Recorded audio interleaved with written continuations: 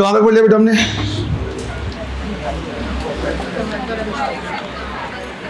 ठीक है, हाँ देखो लॉ ऑफ वेक्टर एडिशन अभी हमने देखा नहीं है ना, तो अब हमें क्या करना है, नेक्स्ट देखना है लॉ ऑफ वेक्टर एडिशन, जिसकी हम बात कर रहे हैं पहले दिन से, राइट। पहले दिन का लेक्चर जब हमने शुरू किया था तो यही बोला था कि भाई वेक्टर वही कहलाएगा जो लॉ ऑफ वेक्टर एडिशन को क्या करे, फॉलो करे।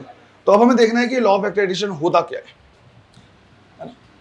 Law of vector addition. अब तुमने नाम शायद सुने होंगे ट्रायंगल लॉ या पैरेललोग्राम लॉ इस तरह से, लेकिन बेसिकली जो मेन है, राइट, जो सबसे मेन है वो है polygon law, right, polygon law of vector addition. और इसी को अगर हम देखें तो इसी का वेरिएशन हम क्या कर सकते हैं, चाहे उसका नाम फिर पैरेललोग्राम दे दे, थोड़ा मोड़ा अलग होता है, या ट्रायंगल लॉ दे दे। तो ट्रायंगल लॉ पैरेललोग्राम जो लॉ है वो बहुत अलग नहीं है, थोड़े से क्या है, डिफरेंट है, डिफाइन करने का तरीका इनका क्या है, अलग अलग है। पॉलीगॉन लॉ क्या बता रहा है वो समझते हैं पहले। ये कह रहा है कि अगर मान लो तुम्हारे पास दो या दो से ज्यादा, राइट, दो या दो से ज्यादा वेक्टर क्वांटिटीज हैं और उनका तुम्हें क्या करना है, रिजल्टेंट निकालना है, तो तुम इस तरीके से क्या कर सकते हो, निकाल सकते हो। जैसे मैंने मान लिया कि मेरे पास एक वेक्टर है, लेट्स से यहां पे ए वेक्टर, दूसरा वेक्टर यहां कहीं पे है बी वेक्टर, तीसरा यहां कहीं पे सी वेक्टर। अब तीन वेक्टर यहां पे मेरे पास अवेलेबल हैं, तीनों का डायरेक्शन क्या है, अलग अलग है, और मैं चाह रहा हूं इन तीनों का क्या करना, रिजल्टेंट निकालना, नेट कितना होगा, इफेक्टिव कितना होगा, वो मुझे क्या करना है, पता करना है। तो पॉलीगॉन लॉ ये बोलता है कि अगर आपको इसका क्या करना है, रिजल्टेंट निकालना है, तो जितने भी वेक्टर्स हैं, सेकंड वेक्टर का जो टेल है उसको पहले वेक्टर के कहां पे रख दो, हेड पे रख दो। थर्ड वेक्टर का जो टेल है उसको सेकंड वेक्टर के हेड पे रखो, फोर्थ है उसको थर्ड में। इस तरह से जितने भी वेक्टर हैं सबको हम क्या कर सकते हैं, ऐसे रख सकते हैं। हमने बोला ठीक है, तो हमने क्या किया, इसी तरह से इसको लिखना शुरू किया और ये हो गया कुछ इस तरह से। अब हमने ये सीखा हुआ है कि हम किसी भी वेक्टर को चाहें तो उसके पैरेलल क्या कर सकते हैं, डिस्प्लेस कर सकते हैं, बस डायरेक्शन हमें इसका चेंज नहीं करना। डायरेक्शन अगर हमने चेंज किया तो ये अब बी वेक्टर नहीं बल्कि बी डैश हो जाएगा या कोई और वेक्टर बन जाएगा, तो हमें ये नहीं करना है। तो हमने इसको उठाया और यहां पर रख दिया। तो एक वेक्टर हमारे पास यहां पे ए वेक्टर, दूसरा वेक्टर यहां पे हमारे पास क्या, बी वेक्टर। इसी तरह से इसको उठा के हमने यहां रख दिया, तो ये हमारे पास हो गया क्या, सी वेक्टर। इसी तरह डी ई एफ जितने वेक्टर्स है सबको हम क्या करेंगे, ऐसे अरेंज करेंगे। फिर हमें ये बताया गया इन तीनों का जो रिजल्टेंट होगा वो हमें मिलेगा जब हम पहले वेक्टर के टेल को, राइट, लास्ट वेक्टर के हेड से क्या कर दें, जोड़ दें। तो पहले वेक्टर के टेल को हमने क्या कर दिया, जोड़ दिया, कहां तक, लास्ट वेक्टर के हेड तक। तो ये हमें मिलेगा क्या, रिजल्टेंट। इन तीनों का जो रिजल्टेंट होगा वो ये होगा। हमने बोला ठीक है, अच्छी बात है, बट ये जो हमने देखा है ये एक कॉन्सेप्ट है, राइट, ये क्या है, एक कॉन्सेप्ट है। इसकी वैल्यू कितनी होनी चाहिए, इस रिजल्टेंट का जो मैग्नीट्यूड है वो कितना होना चाहिए, वो अभी हमें डायरेक्ट नहीं मिला है, राइट। ये सिर्फ एक कॉन्सेप्ट है जो ये बता रहा है कि अगर तीन वेक्टर हैं तो इससे हमें क्या मिलेगा, रिजल्टेंट मिलेगा। अब ऐसा तो है नहीं कि हम इसका क्या करेंगे, लेंथ यहां से मेजर करते बैठेंगे। तो हमें क्या करना है, ये जानना है कि इसका एक्चुअल मैग्नीट्यूड कितना होगा। फॉर एग्जांपल अगर 10 न्यूटन का फोर्स इधर लग रहा है, 5 न्यूटन का फोर्स इधर लग रहा है, 4 न्यूटन का फोर्स इधर लग रहा है, तो ये जो रिजल्टेंट है मतलब नेट फोर्स कितना होगा और दूसरा किस डायरेक्शन में होगा। किसी भी वेक्टर क्वांटिटी के पास दो ही चीज होती है कि भाई कितना और किस डायरेक्शन में। तो हमें यही दोनों क्या करना है, जानना है कि ये कितना लग रहा है, किस डायरेक्शन में। तो हमने बोला यार ये बताओ, तुमने ठीक है, तुमने तो कॉन्सेप्ट बता दिया कि ये आंसर होगा, इतना होगा, पर ये कितना होगा एक्चुअल। अगर ये 10 है, ये 6 है, ये 4 है, तो इसकी वैल्यू कितनी होगी। तो उन्होंने बोला अगर हमें ऐसे क्या करना है, निकालना है, तो डायरेक्ट एक साथ नहीं निकाल सकते। पहले किसी दो वेक्टर का क्या करो, रिजल्टेंट निकालो, फिर उस रिजल्टेंट को सॉल्व करो किसके साथ, तीसरे वेक्टर के साथ। तो हमने बोला मतलब ये है कि पहले और दूसरे, पहले हम इसका रिजल्टेंट निकाल लें। उन्होंने बोला हाँ बिल्कुल। हमने बोला कि ठीक है, मान लिया इनका रिजल्टेंट आया कितना, R1 वेक्टर। फिर उन्होंने बोला R1 वेक्टर को क्या करो, C के साथ ऐड करो तो R आ जाएगा। अब अगर हम इसमें क्या करें, ध्यान दें, तो ये चाहे 3 4 6 कितने भी वेक्टर हो, लेकिन सॉल्व करना हमें कैसे, दो दो को ऐड करते हुए। और जब हम दो को ऐड करेंगे तो ये एक हमें क्या दिख रहा है, ट्रायंगल।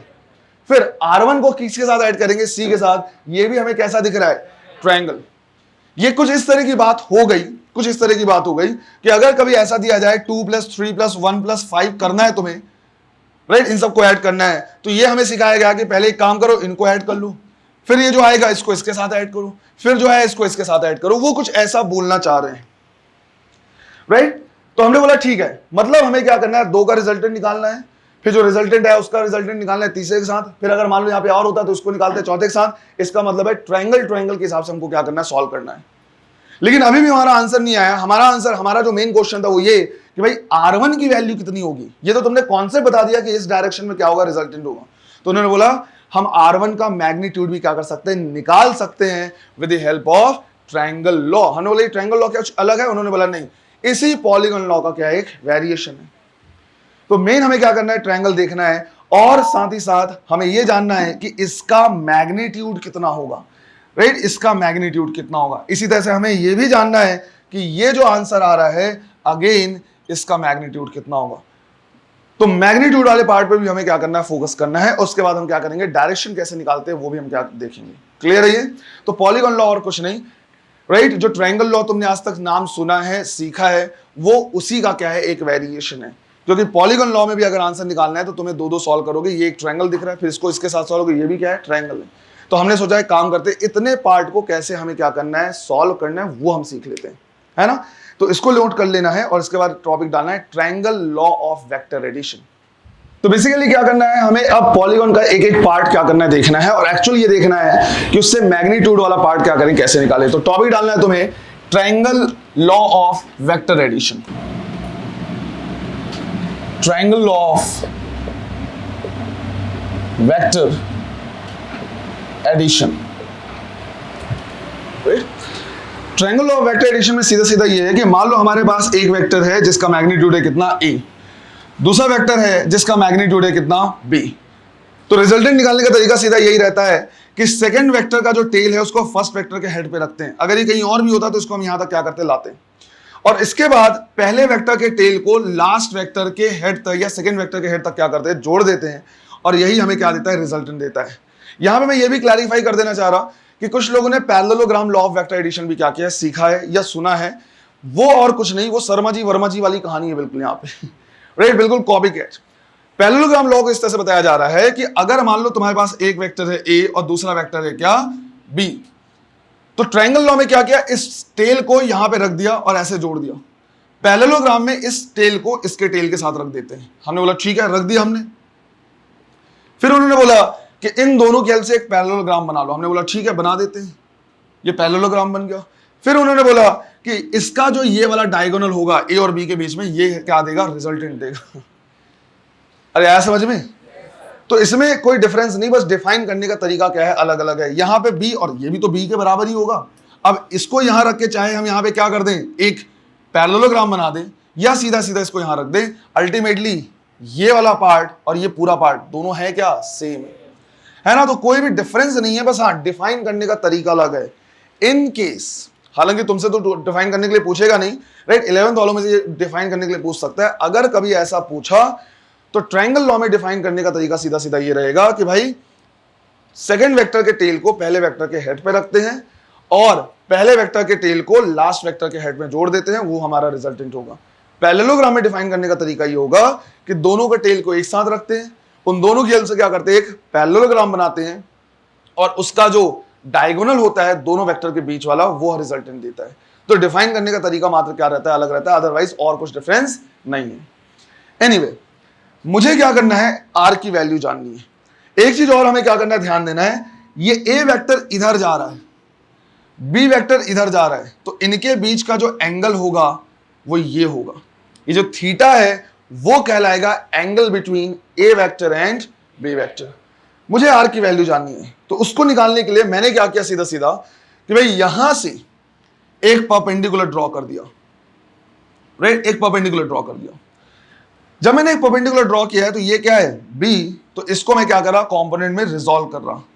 ये वाला जो पार्ट हो जाएगा वो क्या हो जाएगा, बी कॉस थीटा, और ये वाला जो पार्ट हो जाएगा वो क्या हो जाएगा, बी साइन थीटा। साथ ही साथ ये वाला जो पार्ट है वो ए के इक्वल तो है ही। अब मेरे पास एक बड़ा सा राइट एंगल ट्रायंगल दिख रहा है, लेट्स से मैंने बोल दिया एक्स वाई जेड, तो मेरे पास एक बड़ा सा क्या है, राइट एंगल ट्रायंगल। मैंने बोला in triangle X Y Z हम पाइथागोरस थ्योरम क्या कर सकते हैं, यूज कर सकते हैं। पाइथागोरस हम लगाएंगे क्या कि एक्स जेड का स्क्वायर जो होगा वो किसके बराबर होगा, X Y square plus Y Z का स्क्वायर। अब एक्स जेड की जगह पे क्या लिखा है हमने, आर, तो ये हो गया आर स्क्वायर। एक्स से लेके वाई तक का टोटल लेंथ कितना है, ए प्लस बी कॉस थीटा। तो यहां पे हमने लिखा ए प्लस बी कॉस थीटा का स्क्वायर, और वाई जेड की वैल्यू कितनी है, बी साइन थीटा। तो हमने यहां पे लिख दिया बी साइन थीटा का होल स्क्वायर, राइट। तो यहां से हमारे पास आ रहा है R square is equal to, यहां पे हम ए प्लस बी का होल स्क्वायर वाला फॉर्मूला क्या करेंगे, यूज करेंगे, that is A square plus B square plus 2ab resultant नहीं, ए प्लस बी का होल स्क्वायर क्या होता है, A square plus B square plus 2ab। वो अलग बात है कि बी के साथ में और क्या है, कॉस थीटा है। तो इसको अगर हम क्या करें, यूज करें, तो हम क्या लिखेंगे, A square plus B square cos square theta plus 2ab cos theta, right. फिर b साइन थीटा का होल स्क्वायर है, इसे क्या लिखेंगे, b square sine square theta, square होगा तो b square sine square theta. अब इसमें देखो, यहां पे हमारे पास है b square cos square theta, और यहां पे हमारे पास है b square sine square theta. हम चाहें तो इन दोनों से क्या कॉमन निकाल सकते हैं, b स्क्वायर, राइट। उनसे हम b स्क्वायर कॉमन निकालेंगे तो ब्रैकेट में क्या बचेगा, तुम्हारा favourite formula sine square theta plus which is equal to, तो बी स्क्वायर बाहर आया और ब्रैकेट में 1 बच गया, मतलब सिर्फ अकेला कौन बच गया, बी स्क्वायर बच गया। तो हमारे पास आया R square is equal to A square plus यहां से sine square theta plus cos square theta 1 हो गया, तो बचा क्या, और ये क्या बचा, 2ab कॉस थीटा। तो आर की वैल्यू हम निकाले तो क्या हो जाएगा, अंडर रूट ए square plus B square plus 2ab cos theta. इस तरह से रिजल्टेंट का मैग्नीट्यूड हम क्या कर सकते हैं, निकाल सकते हैं। लेकिन एक वेक्टर क्वांटिटी का मैग्नीट्यूड निकालना आधा अधूरा काम है, हमें इसका डायरेक्शन भी क्या करना होगा, निकालना होगा। हमें यह भी जानना है कि भाई ये जो गया है वो कहां गया है, किस डायरेक्शन में गया है। तो हमने बोला एक काम करते हैं, इस रिजल्टेंट का डायरेक्शन विथ ए निकाल लेते हैं और मान लेते हैं कि कितना है, फाई है। अब most of the time 2 dimension में जब तुम क्या करोगे, फाइंड आउट करोगे, तो बहुत बार एंगल को तुम tan थीटा से क्या कर सकते हो, निकाल सकते हो। जैसे यहां पे अगर हम क्या यूज करें, tan फाई यूज करें, तो क्या आएगा, परपेंडिकुलर डिवाइड बाय बेस। तो परपेंडिकुलर क्या है हमारे पास, b साइन थीटा, बेस क्या है, a plus B cos theta. Theta यहां पे क्या है बेटा, angle between a vector and b vector, right. तो हमने यहां पे लिखा कि यह angle between a vector and b vector, और फाई क्या है, angle between resultant vector and a vector. ये अच्छे तरीके से पता होना चाहिए।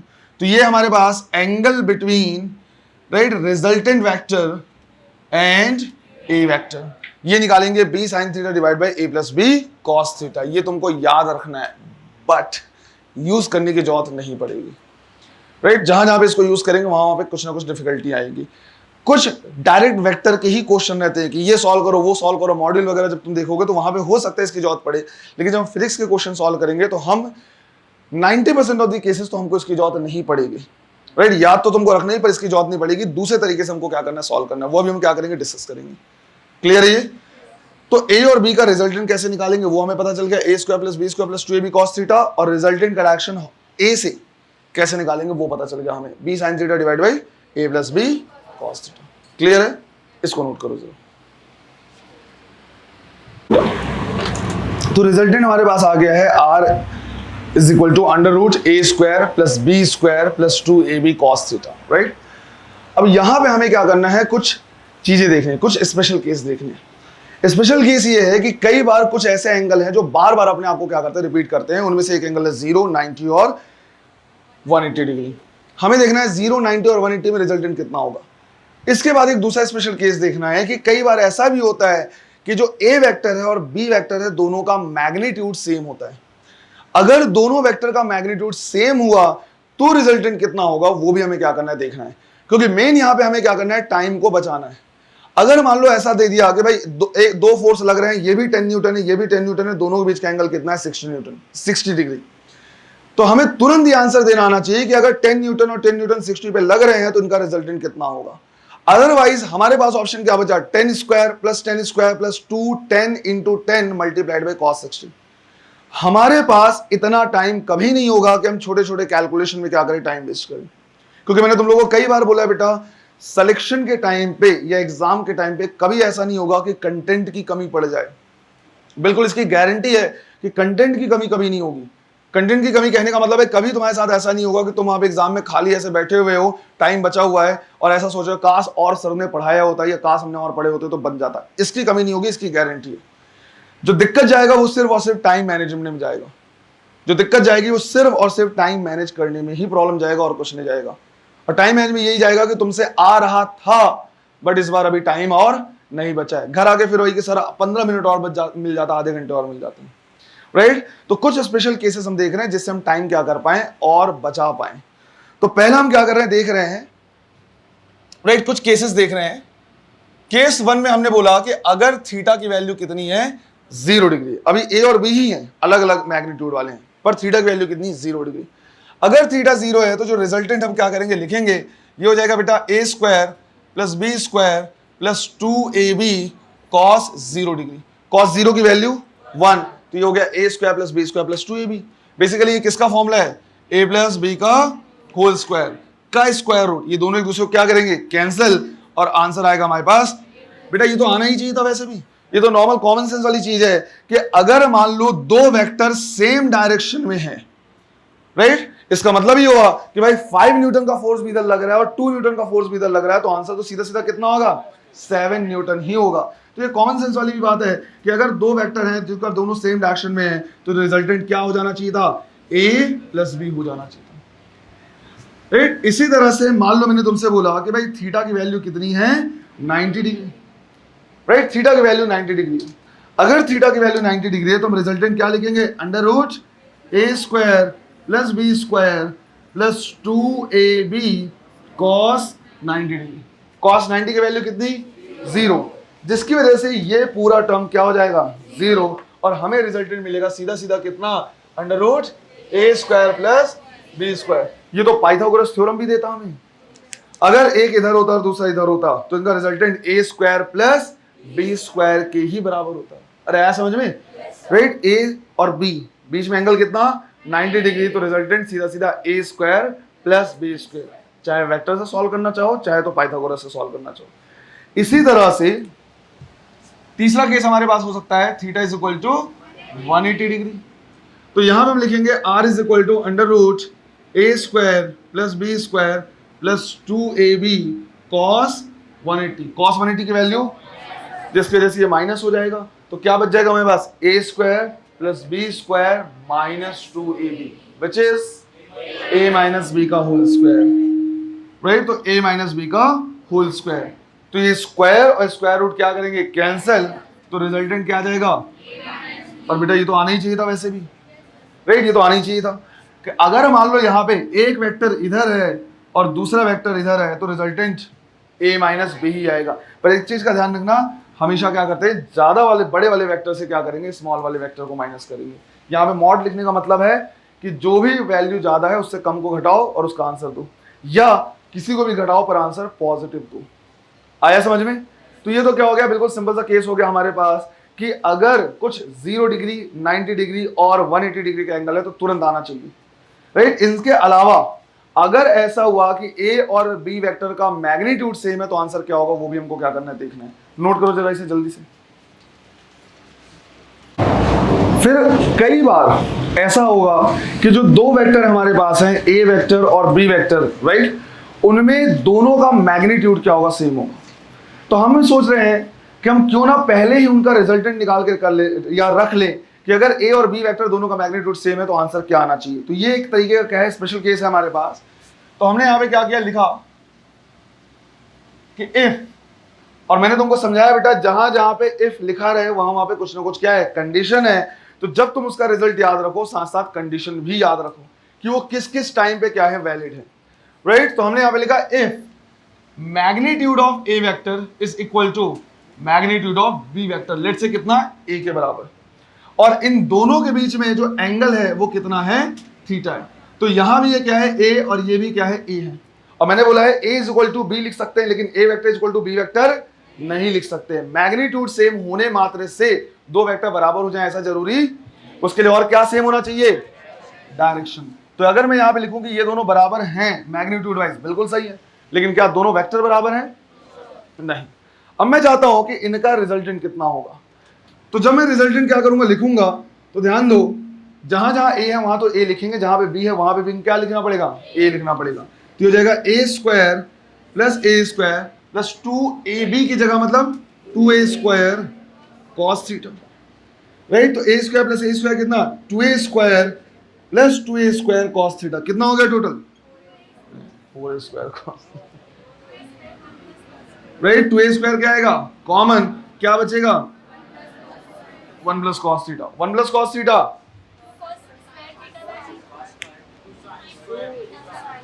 जब बेसिक ट्रिग्नोमेट्री पढ़ा रहा था, कुल 3 फॉर्मूले मैंने बोले थे कि कुछ भी हो जाए बेटा नींद में याद होना चाहिए।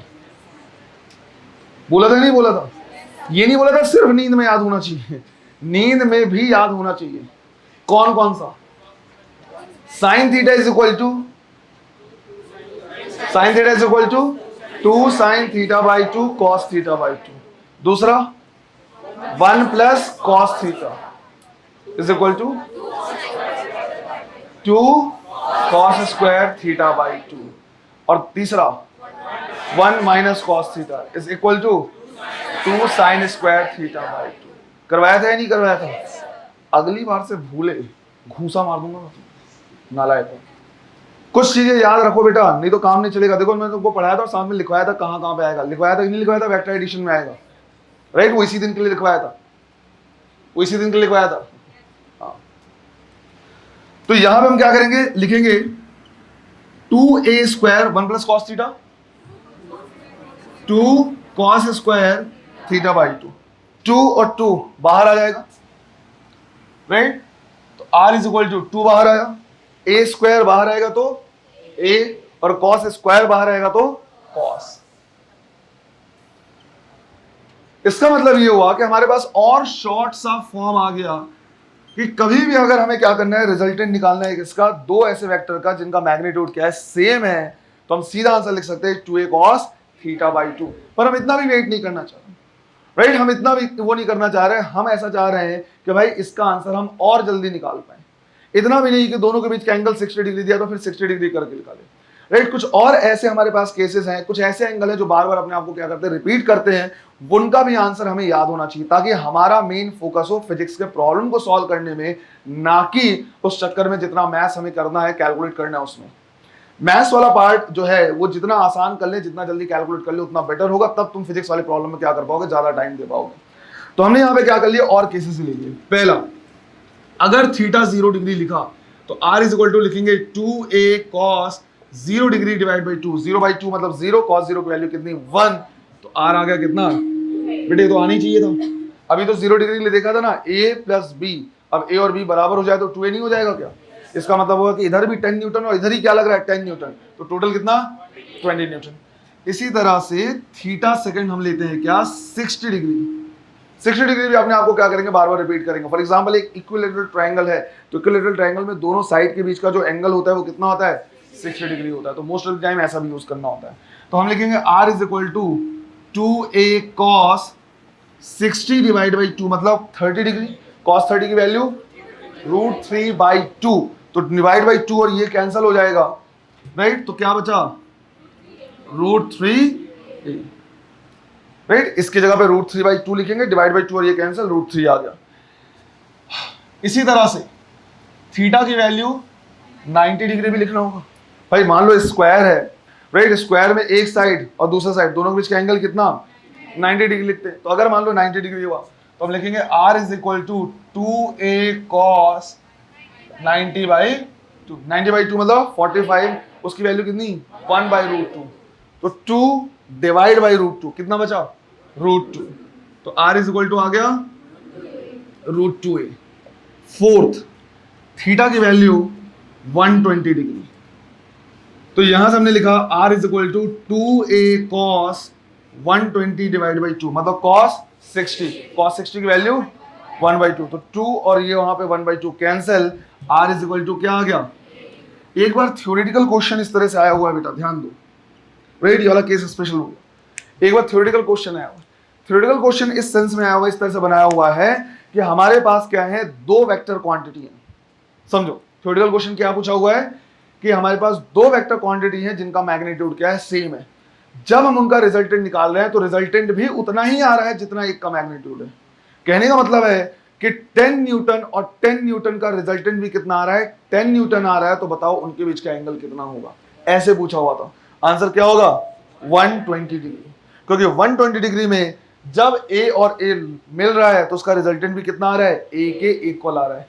सर लेकिन अभी तो हम सॉल्व करते हुए यहां तक पहुंच गए, मान लीजिए ऐसा नहीं होता तो कैसे निकालते, तो बेटा फिर कैसे निकालते, r is equal to under root A square plus B square plus 2ab cos theta से r की जगह भी a लिखते, a की जगह भी a लिखते और b की जगह भी a लिखते, वहां से थीटा 120 आ जाता। आया समझ में? पर फिलहाल हमने ऐसे निकाल लिया, ये याद रखना है कि दो वेक्टर 120 पे लगेंगे तो उनका रिजल्टेंट भी कितना आएगा, उतना ही लगेगा, अगर दोनों का मैग्नीट्यूड सेम है तो। मैग्नीट्यूड सेम नहीं हुआ तो दिक्कत होगी, फिर कुछ और आंसर आएगा। फिर पांचवा केस हमारे पास सीधा सीधा क्या कि थीटा की वैल्यू कितनी हो 180। अगर थीटा की वैल्यू 180 है तो हम लिखेंगे r is equal to 2a cos 180/2। 180/2 मतलब 90, cos 90 की वैल्यू तो r इज इक्वल टू, तो मिल रहा है, ऑब्वियस सी बात है बिल्कुल, राइट, ऑब्वियस सी बात है बिल्कुल कि अगर दो इक्वल वेक्टर अपोजिट डायरेक्शन में लग रहा है तो नेट कितना हो जाएगा, 0। अब यहां पे तुम्हें एक पैटर्न ऑब्जर्व करना है। पैटर्न ये ऑब्जर्व करना है कि जब 0 डिग्री था तो 2a आया, फिर एंगल बढ़ता गया तो √3 हो गया, फिर एंगल और बढ़ा √2 हो गया, फिर एंगल बढ़ा a और फिर एंगल बढ़ा तो कितना 0। क्या पैटर्न ऑब्जर्व करने मिल रहा है, जैसे जैसे वेक्टर के बीच का एंगल बढ़ता जा रहा है वैसे वैसे इनका रिजल्टेंट कम होता जा रहा है। पहले 2 टाइम्स था, फिर 1.7 टाइम्स हो गया, फिर 1.4 टाइम्स हो गया, फिर 1 टाइम्स हो गया, फिर 0 हो गया। दिख रहा है? तो ये पैटर्न भी क्या करना है, ध्यान रखना है, और ये तुम्हें बिल्कुल अच्छे तरीके से याद होना चाहिए, राइट। इनमें जितने आंसर है पूरे याद होना चाहिए। अगर मैं बोल दूं 10 न्यूटन 0 पे सीधा 20 न्यूटन, 60 पे लग रहा है √3 टाइम्स 10, 90 पे लग रहा है √2 टाइम्स 10, 120 पे लग रहा है 10, 180 पे लग रहा है 0, ताकि यहां पे हमें a square plus b square plus 2ab cos theta करने की जरूरत ना पड़े, हम आंसर तुरंत लगे। समझ में आ रहा है? चलो इसे भी नोट करो। लेट से कभी ऐसा हुआ कि हमारे पास क्या है, दो वेक्टर है, राइट, ये है लेट से a वेक्टर और ये क्या है हमारे पास b वेक्टर, और हमने बोला कि जो a वेक्टर का मैग्नीट्यूड है वो क्या है, ज्यादा है किससे, b वेक्टर के मैग्नीट्यूड से। तो जिस वेक्टर का मैग्नीट्यूड ज्यादा होगा जो रिजल्टेंट होगा वो उसके तरफ झुका होगा, राइट। अगर मान लो मैंने ऐसा बोला कि इसका मैं एंगल बाइसेक्टर क्या कर दे रहा है, ड्रॉ कर दे रहा है। एंगल बाइसेक्टर मतलब दोनों को क्या कर रहा है, इक्वल इक्वल एंगल में डिवाइड कर रहा है ना। मान लो टोटल एंगल 2 थीटा और थीटा में डिवाइड कर रहा है, तो इनमें से जिसका मैग्नीट्यूड क्या होगा, ज्यादा होगा, जो रिजल्टेंट होगा वो उसके तरफ रहेगा, वो मिड में नहीं रहेगा। सीधी सी बात है। नॉर्मली सोचो, अगर मान लो कोई ऑब्जेक्ट यहां पर रखा हुआ है, कोई दो इंसान है, एक इधर पे 20 न्यूटन से क्या कर रहा है, खींच रहा है, और इधर से एक 2 न्यूटन से खींच रहा है।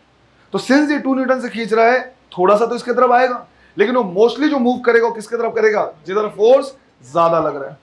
तो रिजल्टेंट उसके तरफ रहेगा जिधर का मैग्नीट्यूड क्या होगा, ज्यादा होगा। या अगर मैं इसमें इस एंगल को अल्फा और इस एंगल को बीटा बोल दूं तो अल्फा की वैल्यू कम होगी किससे, बीटा से। तो अगर मैग्नीट्यूड ज्यादा हुआ तो उसके साथ जो रिजल्टेंट एंगल बनाएगा वो क्या बनाएगा, कम बनाएगा। मैं ये बोल सकता हूं सिमिलर केस में, लेट से मैंने बोला ये ए है और ये क्या है, बी वेक्टर है, ये इसका क्या है, एंगल बाइसेक्टर है, और मैंने बोला लेट ए का मैग्नीट्यूड क्या है, कम है किससे, बी के मैग्नीट्यूड से। तो अब ए का मैग्नीट्यूड अगर कम है तो जो रिजल्टेंट होगा वो उसके तरफ झुका रहेगा जिसका मैग्नीट्यूड क्या है, ज्यादा है। अगर ए कम है तो इसके साथ एंगल मान लो मैंने बोल दिया क्या, अल्फा, तो अल्फा की वैल्यू क्या होगी, ज्यादा होगी। बट अगर ऐसा हुआ कि जो ए वेक्टर है और बी वेक्टर है दोनों मैग्नीट्यूड वाइज क्या है, सेम है, तो हमने बोला let A vector is equal to B vector, magnitude wise same है। तो उस पर्टिकुलर केस में, राइट, उस पर्टिकुलर केस में जो रिजल्टेंट होगा वो एग्जैक्टली कहां होगा, मिड पे, एंगल बाइसेक्टर पे। तो जो रिजल्टेंट होगा वो यहां दोनों से क्या करेगा, इक्वल इक्वल एंगल बनाएगा। वो एग्जैक्टली कहां होगा, मिड पे होगा। मतलब अगर दोनों के बीच का एंगल 60 डिग्री है तो ये 30 डिग्री पे होगा, 90 है तो 45 पे होगा, सिंपल ही। यहां पे भी हमें क्या करना है, कुछ पैटर्न्स देखने हैं। अभी इसको लिखना नहीं है, लिख लेना, राइट। यहां पे मैं क्या कर रहा हूं, कुछ पैटर्न्स देख रहा हूं। पहला केस मैंने बोला कि मेरे पास दो वेक्टर्स हैं और दोनों का मैग्नीट्यूड क्या है, सेम है, और दोनों 180 डिग्री पे क्या कर रहे हैं, लग रहे हैं। मान लो मैंने फोर्स उठा लिया, फोर्स से ज्यादा कर सकते हैं हम, रिलेट कर सकते हैं अच्छे से। मैंने बोला एक पॉइंट है जिसमें एक फोर्स इधर लग रहा है और उतना ही फोर्स इधर लग रहा है, राइट। दो वेक्टर लिए हैं, 180 पे लग रहा है, इनके बीच का एंगल कितना, 180, और दोनों मैग्नीट्यूड वाइज क्या है, सेम है। 10 न्यूटन इधर, 10 न्यूटन इधर, नेट फोर्स कितना हो जाएगा, राइट। हम बोलेंगे रिजल्टेंट होगा कितना, 0। सेकेंड में मैंने फिर क्या लिया, तीन वेक्टर्स लिए हैं जिनका मैग्नीट्यूड क्या है, सेम है, और ये लग रहे हैं कितने पे, 120 डिग्री पे। मान लो मैंने बोला कि इधर पे फोर्स लग रहा है F, इधर पे फोर्स लग रहा है F, और इधर पे फोर्स लग रहा है F, राइट। इन सबके बीच का जो एंगल है वो कितना है, 120 डिग्री, और मैं चाह रहा हूं नेट फोर्स निकालना। तो जब भी ऐसे नेट फोर्स निकालना होगा, कभी भी तीन का डायरेक्ट नहीं निकालते हैं, पहले दो का रिजल्टेंट निकालते हैं, फिर उसको थर्ड के साथ क्या करते हैं, सॉल्व करते हैं। मेरे को याद आया कि अभी थोड़ी देर पहले हमने पढ़ा है कि अगर बराबर मैग्नीट्यूड वाले वेक्टर्स क्या कर लग रहे हैं कितने पे, 120 पे, तो उनका रिजल्टेंट भी उतना ही आएगा। मतलब F और F का रिजल्टेंट भी कितना होगा, F होगा। अभी लिखा था हमने। अब वो जो रिजल्टेंट होगा वो कहां होगा, तो ये भी हमने सीखा कि अगर दोनों मैग्नीट्यूड वाइज सेम है तो एग्जैक्टली मिड पे। तो मान लो मैंने बोला इन दोनों का रिजल्टेंट मुझे निकालना है, तो ये जो रिजल्टेंट होगा R1 वो कितना होगा, F। ये पूरा 120 डिग्री है तो ये कितना होगा, 60 डिग्री। अब अगर हमने इनका क्या कर लिया है, रिजल्टेंट निकाल लिया है, तो अब इसकी जरूरत नहीं पड़ेगी। हम कह सकते हैं कि ये कुछ ऐसा केस हो गया, ऊपर पे हमारे पास R1 vector is equal to क्या है, F, और नीचे पे एग्जैक्टली अपोजिट में क्या है, F। क्यों, क्योंकि बेटा ये कितना है, 120 डिग्री, और ये 60, टोटल कितना 1। तो ये हमें पता चला या तो 180 डिग्री हो गया, ऊपर भी F, ऊपर नीचे भी F। तो इससे हमें पता चला कि नेट रिजल्टेंट फिर से कितना, 0। मैंने अगले केस में मान लो ऐसे बोला कि मेरे पास क्या है, चार ऐसे वेक्टर्स हैं जिनका मैग्नीट्यूड क्या है, सेम है, और ये लग रहे हैं कितने पे, 90 डिग्री पे। तो ये कुछ केस ऐसा हो गया, F इधर लग रहा है, F इधर लग रहा है, F इधर लग रहा है, और F इधर लग रहा है, राइट। सबके बीच का एंगल कितना, ये इसे कैंसिल कर देगा और ये इसे कैंसिल कर देगा, नेट रिजल्टेंट कितना। पैटर्न हमें देखना है कुछ, 2 मल्टीप्लाइड बाई 180 कितना, 360, 3 मल्टीप्लाइड बाई 120 अगेन कितना, 360, 4 मल्टीप्लाइड बाई 90 अगेन कितना, 60। हम ये कहना चाह रहे हैं कि अगर हमारे पास n ऐसे वेक्टर्स हैं जिनका मैग्नीट्यूड क्या है, सेम है, समझो, n ऐसे वेक्टर्स हैं जिनका मैग्नीट्यूड क्या है, सेम है, और वो 360 डिवाइड बाई n डिग्री पे लग रहा है, 360 बाई n डिग्री। जैसे दो वेक्टर हैं, 360 बाई 2 मतलब 180, तीन वेक्टर है 360 बाई 3 मतलब 120, 4 वेक्टर है 360 बाई 4 मतलब 90 पे। तो n ऐसे वेक्टर हैं जिनका मैग्नीट्यूड क्या सेम है, और वो 360 डिवाइड बाई n डिग्री पे लग रहे हैं सेम प्लेन में, तो उनका रिजल्टेंट हमेशा कितना होगा, 0। ऐसा सीख के बहुत सारे आलतू फालतू टाइप के क्वेश्चन है जिनको हमने क्या कर दिया, डिस्कार्ड कर दिया। बहुत सारे ऐसे क्वेश्चन जो फालतू का हमारा क्या कराते, टाइम वेस्ट कराते, उनको हमने क्या कर दिया, एक बार में सॉल्व कर लिया। कैसे क्वेश्चन आते, राइट, इससे रिलेटेड क्वेश्चन कैसे आते, तुमसे वो इस तरह के क्वेश्चन क्या करना चाहेगा, पूछना चाहेगा कि हमारे पास क्या है, एक इक्विलैटरल ट्रायंगल है, राइट, इक्विलैटरल ट्रायंगल है, यहां पे चार्ज Q रख दिया, यहां पे रख दिया Q, यहां पे रख दिया Q, सेंटर में कैपिटल Q, बताओ उस पर कितना फोर्स। अरे यार, ये इसको F फोर्स लगाएगा, ये F लगाएगा, ये F लगाएगा, सबके बीच में एंगल कितना, रिजल्टेंट कितना, 0। तुमसे ऐसे पूछेगा कि हमारे पास स्क्वायर है, हर जगह पे Q चार्ज रखा हुआ है, सेंटर पे कैपिटल Q, बताओ उस पर नेट फोर्स कितना, ये F, ये F, ये F, नेट कितना।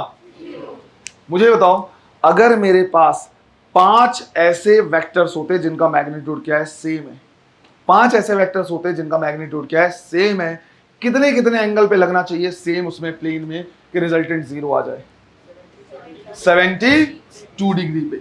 अगर 72, क्योंकि मैंने बोला 360 डिवाइड बाई n, 4 होता तो 90 पे, तो 5 होता तो 360 बाई 5 मतलब 72 डिग्री पे। अगर 72 डिग्री पे लगे तो रिजल्टेंट कितना आएगा, 0 आएगा। कहां से, अगर रेगुलर पेंटागन होता हमारे पास, रेगुलर पेंटागन, ऐसा पेंटागन जिसका साइड क्या है, सेम। अब इसमें मैं क्वेश्चन बना दूं, यहां चार्ज हर जगह पे क्या है, सेम है, सेंटर पे एक चार्ज रख दिया, बताओ नेट फोर्स 0 डिग्री। मैं बना देता यहां पे कि मेरे पास क्या है, एक इस तरह का रेगुलर हेक्सागन है, हर जगह पे मैंने Q Q Q चार्ज रख दिया, सेंटर में बताओ आंसर 0, क्योंकि अगर 6 इक्वल वेक्टर्स हैं, मतलब 6 वेक्टर जिनका मैग्नीट्यूड इक्वल है, तो कितने कितने पे लगने चाहिए? 60 डिग्री पे। रिजल्टेंट कितना आएगा? बट इन सब में हमें इस चीज का भी ध्यान रखना है कि ये सब एक पर्टिकुलर प्लेन में होना चाहिए। अगर ये अलग अलग प्लेन में हुआ तो फिर आंसर 0 हो, ऐसा जरूरी नहीं है।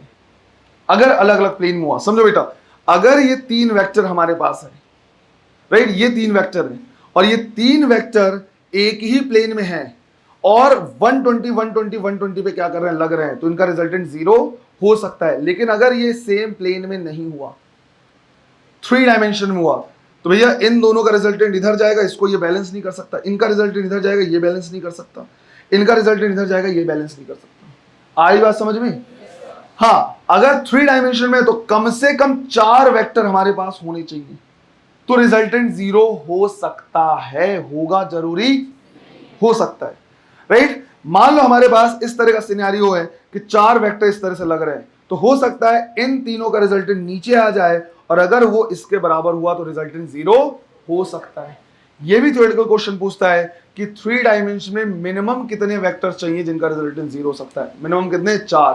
3 का कभी तुम कितना भी कोशिश कर लो, कभी 0, 4 कम से कम चाहिए कि अगर इन तीनों का रिजल्टेंट इधर आया तो ये बैलेंस कर ले, इनका रिजल्टेंट इधर आया तो ये बैलेंस कर ले, 0 ही होगा ऐसा जरूरी। इसी तरह से अगर एक प्लेन में मुझे क्या करना है? नेट रिजल्टेंट 0 करना है, तो कम से कम 3 वेक्टर चाहिए, कम से कम 3 वेक्टर। 0 ही रिजल्टेंट होगा जरूरी नहीं है, पर 3 हुआ तो 0 हो सकता है, क्योंकि ऐसा हो सकता है कि जैसे ये पूरे के पूरे क्या है? सेम प्लेन में है, तो ऐसा 120 120 हुआ तो इनका रिजल्टेंट इधर जाएगा, ये बैलेंस कर लेगा। सिर्फ 2 वेक्टर कभी भी 0 नहीं कर सकते रिजल्टेंट। और इसी तरह से अगर एक लाइन है, 1 डायमेंशन है, तो कम से कम 2 वेक्टर चाहिए इसको 0 होने के लिए। अगर दोनों इक्वल एंड अपोजिट है 0 हो जाएगा, अकेला 0।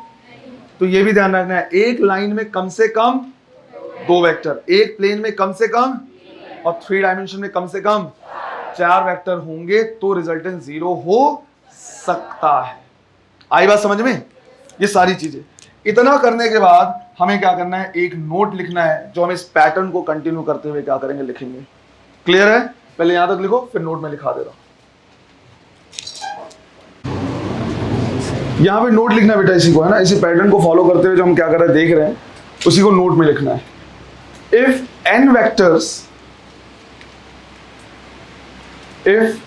n vectors having equal magnitude, if n vectors having equal magnitude acts at 360 by n degree, acts at 360 by n degree or 2 pi by n radian, 2 pi by n radian in a plane, then their resultant is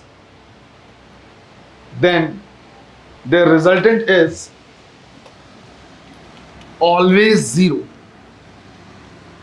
Then their resultant is always 0. इसमें कुछ points को क्या करना है? तुम्हें underline करना है। जैसे पहला तो इक्वल मैग्नीट्यूड, राइट। ऐसा नहीं है कि बस 360 बाई n पे लग रहे हैं तो क्या करोगे? तो वहां पे 0 लगा दोगे। क्या होना चाहिए? Equal magnitude. Second most important line point लिखा है वो ये सेम प्लेन में होना चाहिए। अलग अलग प्लेन में है तो आंसर 0 नहीं होगा। तो इक्वल मैग्नीट्यूड होना चाहिए, साथ ही साथ सेम प्लेन में होना चाहिए। तब अगर वो 360 बाई n पे लग रहे हैं तो रिजल्टेंट कितना हो जाएगा? 0 हो जाएगा। क्लियर है इसमें? इसका मतलब ये हुआ कि अब मैं तुमसे कभी इस तरह के क्वेश्चन सिंपल से नहीं पूछूंगा कि मेरे पास क्या है, एक पेंटागन है, रेगुलर पेंटागन है, राइट, यहाँ पे चार्ज इस तरह से रखा हुआ है, सेंटर पे कितना, या फिर इस तरह से 5 फोर्स हमारे पास लग रहा है 72 पे, या मेरे पास हेक्सागन है, हर जगह पे क्यू चार्ज रखा है, सेंटर पे नेट फोर्स कितना है। इस तरह के क्वेश्चन हम टोटल क्या करेंगे? अवॉइड करेंगे। इनका आंसर उतना ही आएगा जितना तुम्हारा IQ है, दैट इज 0। सॉरी, है ना? इस तरह क्वेश्चन नहीं करेंगे। मान लो मैंने तुमसे क्या किया, एक सिंपल सा क्वेश्चन पूछा, राइट। मैंने तुमसे सिंपल सा क्वेश्चन पूछा है कि मेरे पास क्या है, एक इक्विलैटरल ट्रायंगल है, राइट, इक्विलैटरल ट्रायंगल है। इस इक्विलैटरल ट्रायंगल के जो वर्टिसेस पे है, एक जगह पे Q चार्ज है, दूसरी जगह पे 2Q है और तीसरी जगह पे 3Q है, और सेंटर पे कैपिटल Q है। क्वेश्चन बोला है कि अगर कैपिटल Q और स्मॉल q के बीच में लगने वाला फोर्स F है, राइट, वो बोल दिया, तुम्हें ये भी निकालने की जरूरत नहीं पड़ेगी कि ये डिस्टेंस कितना, ये किस पे लगा रहा है, वो F के टर्म में दे रहा है। तो क्वेश्चन पूछा है, if force applied by small q on capital Q is F। Answer F के टर्म में दे सकते हो क्योंकि क्वेश्चन में मेंशन है। तो तुम्हें बताना है the net force on charge capital Q, right, इस पे लगने वाला जो नेट फोर्स है वो कितना है। इसको मैं एक लाइन और एक स्टेप और सिंप्लीफाई कर दे रहा कि ऐसा है कि अगर ये इस पे F फोर्स लगा रहा है तो ये इस पे कितना फोर्स लगाएगा, 2F, क्योंकि जो फोर्स का फॉर्मूला है बेटा वो है K capital Q small q divide by उन दोनों के बीच का distance K square D square. अगर मैं इसमें से इस चार्ज को डबल कर दूं तो फोर्स भी डबल हो जाएगा, और ट्रिपल कर दूं तो फोर्स भी क्या हो जाएगा, ट्रिपल हो जाएगा। अगर ये इस पे इधर पे फोर्स लगा रहा है कितना, F, तो ये इस पे इधर कितना फोर्स लगाएगा, 2F, और ये इस पे इधर कितना फोर्स लगाएगा, 3F। तो ये समझो कि तुम्हारे पास एक सिंपल सा क्वेश्चन ये है, सारी चीजें भूल जाओ, F, 2F, 3F, इन सबके बीच का एंगल कितना है, 120 डिग्री। इनका तुमको रिजल्टेंट निकालना है कि रिजल्टेंट कितना होगा, है ना। चलो ट्राई करो। देखो जरा क्वेश्चन इंपॉर्टेंट मार्क करो बेटा, क्योंकि इसे में हमें क्या करना है, एक पैटर्न सीखना है, एक तरीका सीखना है जिसको हम क्या करेंगे, बार बार यूज करेंगे। जितने लोग भी इसमें, समझो जितने स्टूडेंट्स भी इसमें पहले 2 का रिजल्टेंट निकाल रहे हैं, फिर उस रिजल्टेंट को तीसरे के सॉल्व कर रहे हैं, ऐसा नहीं कि सॉल्व किया नहीं जा सकता, लेकिन तुम नहीं कर पाओगे। दिक्कत क्या है, जो पहली गलती तुम कर रहे हो बिल्कुल वो नालायकों वाली गलती कर रहे हो। वो क्या, इन दोनों का रिजल्टेंट निकाल के मिड में कर दे रहे हो। भैया अभी 5 या 10 मिनट हो रहा है हार्डली, मैंने अभी बताया कि नहीं बताया कि 2 वेक्टर का रिजल्टेंट उनके मिड में या एंगल बाइसेक्टर में सिर्फ और सिर्फ तब होगा जब दोनों का मैग्नीट्यूड क्या हो। क्या इनमें से किसी का मैग्नीट्यूड सेम है, सबका मैग्नीट्यूड अलग अलग है। तो अगर इनका रिजल्टेंट तुम निकालोगे तो किसके तरफ रहेगा, 3F के तरफ रहेगा। और वो एंगल कैसे निकालोगे, वो एंगल निकालने का तरीका क्या है, tan phi is equal to b cos theta divided by a plus b, sorry b sin theta divided by a plus b cos theta। But उससे भी मुश्किलें खत्म नहीं होंगी, बल्कि और टफ हो सकता है क्वेश्चन। मान लो tan phi is equal to आ गया 11/23, मान आ सकता है कुछ भी, तो क्या theta is equal to tan inverse 11/23 करोगे क्या। और फिर अगर मान लो वो इतना आ गया तो सिर्फ इतना ही थोड़ी, इसके साथ फिर 120 और ऐड करोगे। अब वो जो एंगल की एग्जैक्ट वैल्यू अगर नहीं आई तो कैसे ऐड करोगे, तो वो बल्कि क्वेश्चन को इजी नहीं बल्कि और क्या कर सकता है, टफ कर सकता है। तो तुम्हें क्या करना है, समझना है कि इसको सॉल्व करने का तरीका क्या होना चाहिए, इस टाइप के पैटर्न, इस पैटर्न के क्वेश्चन को कैसे सॉल्व करना है। 2 मेथड बता रहा बेटा मैं, राइट, 2 मेथड बता रहा है ना। मान लो ये हमारा क्या है, मेथड 1, पहले ध्यान से समझना है, उसके बाद नोट करना है। कोई नोट करता हुआ दिख जाए, नहीं कहूंगा मैं मेथड, वहीं पे छोड़ दूंगा, बोलूंगा करो जैसे भी करना है। पहले ध्यान से समझना है। सोचो कितना अच्छा होता अगर ये फोर्स ऐसे नहीं होते, सेम डायरेक्शन में होते, एग्जैक्टली अपोजिट डायरेक्शन में होता है नहीं होता, सेम डायरेक्शन में होता, सीधा जोड़ देते, F और 2F 3F, अपोजिट डायरेक्शन में F और 2F F, राइट। कितना बढ़िया होता अगर ये सेम डायरेक्शन या अपोजिट डायरेक्शन में होते तो, पर फिलहाल है नहीं, पर इसको किया जा सकता है कंपोनेंट में ब्रेक करके, राइट। इसको हम चाहे तो कंपोनेंट में क्या कर सकते हैं, ब्रेक कर सकते हैं। कैसे करना है समझो, यहां से मैंने क्या किया, एक सीधी लाइन ड्रॉ कर दी, राइट। ये कितना हो गया 90, तो ये एंगल कितना 30। अब मैं इस 3F का क्या कर सकता हूं, कंपोनेंट ले सकता हूं। थीटा के साथ वाला कंपोनेंट क्या होगा, cos, तो हम क्या लिखेंगे 3F cos 30 डिग्री। cos 30 की वैल्यू कितनी, √3/2, तो 3F मल्टीप्लाइड बाई √3/2, 3/2 को मैं लिख रहा हूं 1.5, तो 1.5 √3F इधर लग रहा है, राइट। ऊपर की तरफ साइन कंपोनेंट क्या लिखेंगे, 3F sin 30, sin 30 कितना 1/2, तो ये आ गया कितना F/2, अब जिस फोर्स को या जिस वेक्टर को तुमने कंपोनेंट में रिजॉल्व कर दिया, अब उसकी जरूरत नहीं, उसको हम हटा सकते हैं। देखो ये और ये अपोजिट डायरेक्शन में हो गया नहीं हो गया, लेकिन अभी भी हमारे पास ये फोर्स है जो क्या कर रहा है, अड़ंगा डाल रहा है। तो हमने क्या किया, इसको भी कंपोनेंट में रिजॉल्व कर दिया। ये एंगल कितना हो जाएगा 30 डिग्री, ये कितना हो जाएगा 2f cos 30, cos 30 √3/2, तो 2 से 2 कैंसिल, ये कितना आ गया √3f। और इसी तरह से इसका ये वाला कंपोनेंट कितना हो जाएगा 2f sin 30, sin 30 1/2, तो ये कितना आया f। अब इसको भी हम क्या कर सकते हैं, हटा सकते हैं। अरे यार समझ में, अब सारे फोर्स या तो ऊपर या नीचे या लेफ्ट या राइट, तो सेम और अपोजिट डायरेक्शन वाला सिस्टम आ गया या नहीं आ गया। अब ये हमारे लिए क्या हो गया, कंपैरेटिवली इजी हो गया। हमने इसको ऐसे लिखा, ऊपर में f और f/2 है और नीचे में क्या है f, तो ये वाला f इस f को क्या कर देगा, कैंसिल। तो ऊपर में कितना कितना फोर्स बचा, f/2। अच्छा 3f/2 है वहां पे, हाँ राइट, ये 3f/2 है। तो ऊपर में कितना बचा हमारे पास 3f/2। राइट हैंड साइड में कितना है 1.5 √3 और लेफ्ट हैंड साइड में कितना है 1 √3। तो 1.5 √3 से 1 √3 को क्या करोगे, हटाओगे तो कितना बचा, आधा √3, 0.5 √3 किधर, राइट हैंड साइड में। 0.5 मतलब डिवाइड बाई, अरे ऐसा समझ में, दोनों के बीच का एंगल कितना, क्या दो 90 डिग्री में सॉल्व नहीं कर सकते। रिजल्टेंट क्या होता है a² + b², दैट्स इट। तो हम यहां से लिखेंगे जो नेट फोर्स होगा वो a² + b², तो a की जगह पे 3f/2 का स्क्वायर और यहाँ पे √3f/2 का होल स्क्वायर, तो ये हो गया 9f²/4 plus 3f²/4, that is 12f²/4। तो 12/4 कितना 3, तो आंसर आया √3f बाहर आ जाएगा। अरे आया समझ में। तो कंपोनेंट में जब हम क्या करते हैं, रिजॉल्व कर लेते हैं, तभी मैंने बोला था कि जो tan θ = b sin θ divide by plus b cos θ, उसकी जरूरत कम पड़ेगी, उसको यूज करोगे तो थोड़ी सी मुश्किल हो जाएगी। अरे पक्का क्लियर है। तो कंपोनेंट में रिजॉल्व करना अगर आएगा तो काम आसान हो जाएगा। एक और तरीका हो सकता है सॉल्व करने का, राइट, एक और तरीका हो सकता है सॉल्व करने का,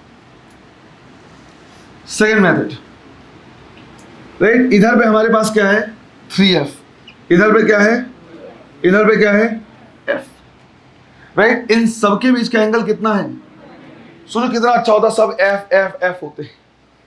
अरे होता है अच्छा कि नहीं होता, कितना अच्छा होता अगर f f होता, सब क्या कर देते एक दूसरे को कैंसिल कर देते, बट ऐसा है नहीं।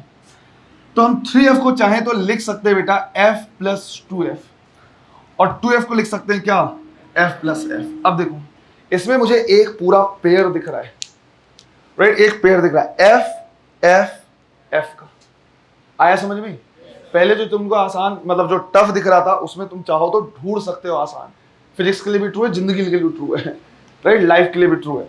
अब दिखा f या नहीं दिखा, तो ये वाला f, ये f और ये f कैंसिल हो जाएगा नहीं हो जाएगा, क्योंकि हमने निकालना सीखा है रिजल्टेंट। तो f f f कैंसिल, क्या बचा है देखो ध्यान से, इधर पे कितना बचा है 2f और इधर पे कितना बचा है f, और इनके बीच का एंगल कितना बचा है। अब दो का रिजल्टेंट हम निकाल सकते, क्या निकाल सकते हैं। हम यहां से लिखेंगे net force = a² + b² + 2ab cos θ। तो a² मतलब f², b² मतलब 2f², 2ab, right, 2ab cos 120। cos 120 की वैल्यू कितनी -1/2, तो पहली चीज तो यहां माइनस लग जाएगा, 1/2 है तो ये कैंसिल, f² + 4f² कितना 5f² माइनस 2f², क्योंकि एक 2 तो क्या हो गया कैंसिल हो गया, तो 5f² माइनस 2f² कितना बचा 3f²। तो आंसर आ गया कितना, तो ऐसे सॉल्व करो चाहे ऐसे सॉल्व करो, बन गया। सर पहले सेकंड मेथड बता दें, राइट। फर्स्ट इसलिए बताया बेटा क्योंकि सेकंड तो चलो कंडीशनल है कि ऐसा हुआ तो सॉल्व हो जाएगा, पर फर्स्ट वाला मेथड ऑलमोस्ट हर जगह पे हम क्या कर सकते हैं, यूज कर सकते हैं। कोशिश करो कंपोनेंट में रिजॉल्व करने की। कल जो हमने क्या क्या सीखा है इस पे हम फिजिक्स की क्या करेंगे एग्जांपल लेंगे, चाहे फिर इलेक्ट्रोस्टैटिक का हो, चाहे ग्रेविटेशन का हो, चाहे मोमेंटम का हो, इस तरह के एग्जांपल क्या करेंगे लेंगे और सॉल्व करेंगे। मतलब कल पढ़ेंगे हम वेक्टर जरूर, बट क्वेश्चन हम क्या कहाँ के उठा लेंगे पूरे अपने सिलेबस के। आज जो पढ़ाया समझ में आया है? पक्का? रिवीजन चल रहा है तुम लोगों का? बहुत बढ़िया। चलो बाकी कंटिन्यू करेंगे अपन कल वाली क्लास में। Thank you.